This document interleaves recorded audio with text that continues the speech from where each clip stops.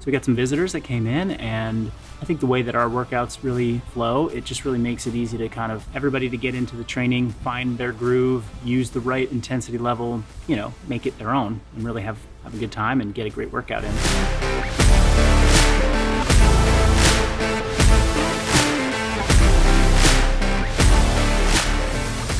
To begin with, we all grabbed bands and we did a little pre-fatigue circuit, which was a lot of shoulder blades, scapular preparation, bench press preparation, and tricep extensions to get the triceps and the elbows warmed up because we were going to do a lot of pushing. The first superset was the bench press in the assisted pull-ups or the unassisted pull-ups or lat pull-downs. And then we went right into a bicep curl. There was a push-up, either on the rings or on parallettes, and then also single arm farmer's carries for that static grip strength and shoulder endurance. So we did that back to back to back. So every 75 seconds, you would do a new exercise, 12 push-ups. And then on the next 75-second mark, it was 12 curls. And then on the next 75-second mark, it was carry the implement 20 meters on each arm. We did that for 4 rounds. And so the majority of the time, you're moving your body, you're flexing hard against resistance, you're building up, you know, a little bit of lactic acid from that, breathing rates getting up, and then at the end, we called it. That was gonna be it for the training session for the group.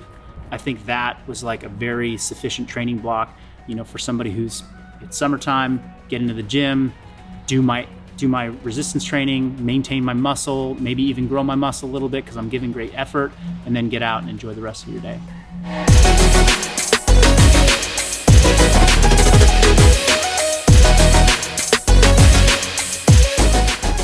What I like about some of these training formats that we're putting into Pump 40 is that, you know, there's sufficient number of sets because we're working on the clock every minute or every 75 seconds or every 90 seconds. You know, we're staying pretty focused, and it's like, okay, do a set here, okay, do a set there, do a set here. There's not a lot of rest, like opportunities to just get distracted.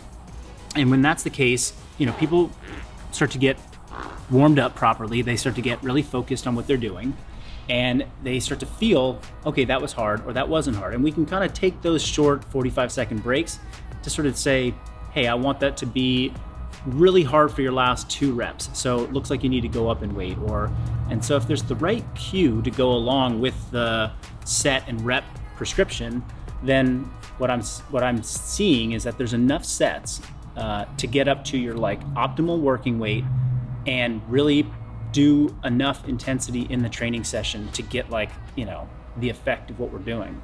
Oftentimes you'll see like 2 to 3 sets prescribed for an exercise. And I think most people take that to mean like, okay, I'm gonna do 2 to 3 sets total and then move on. But the reality is that often means I want 2 to 3 sets of like hard effort.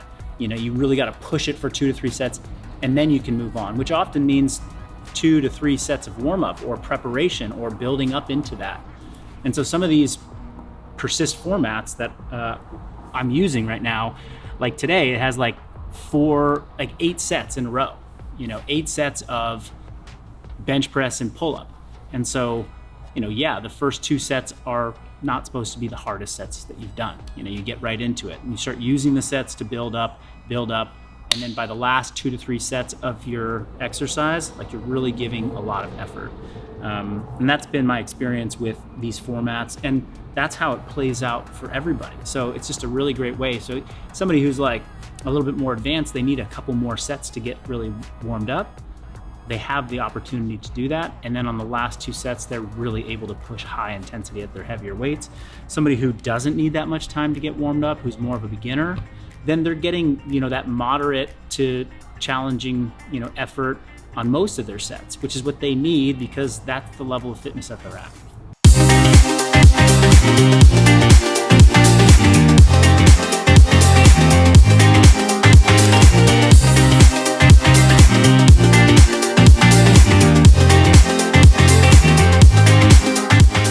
Today's conditioning piece was 3 movements: running or skiing, and then toes to bar and Russian kettlebell swings.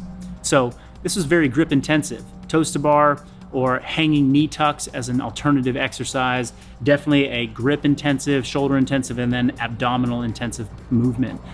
Russian swings, very hip dominant, but you have to grab onto that kettlebell. The way the sets worked out, we ran for 125 meters or 100 meters, jumped off of the machine, went and did 6 toes to bar, followed by 10 Russian kettlebell swings, then 6 more toes to bar, and then a final 125 meter or 100 meter row, run, or ski, whichever machine or implement you wanted to use. So we did 1 set of that every 3 minutes. My sets were taking on average about 2 minutes, and same with Ashley. You know, she was going a little bit longer than that, about 2 minutes and 15 seconds, until I took her kettlebell and I moved it across the gym next to where she was doing her toes to bar. Remember, train smart.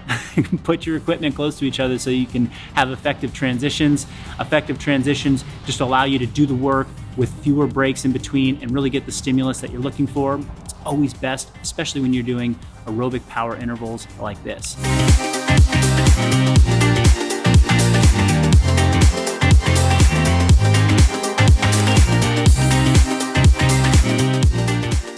It was amazing. I got a solid pump, my heart rate up like crazy, and it was like 35 minutes. Well, I didn't know that we were working out with Marcus and Megan, so I was happy to like work out with them, but not what I was expecting. Like bench press pull-ups, I'm like, oh, this is gonna be an easy little pump session. The almost conditioning, it wasn't conditioning at the end, but really got my heart rate up, surprisingly. So we did 5 sets every 3 minutes, so it was 15 minutes long.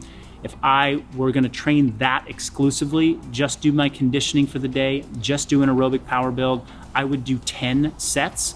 And probably at the 5 set mark, I would take a little bit longer break, allow my grip to recharge before I went back into the next 5 sets.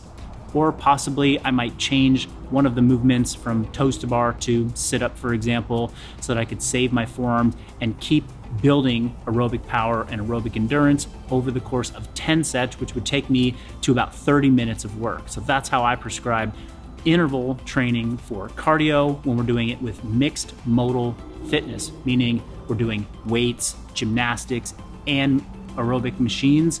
That mixture of different modalities is something that we do a lot of at Functional Bodybuilding, something that I really feel strongly is a great way to build aerobic capacity, work capacity in general, and add in some strength elements like the Russian kettlebell swing.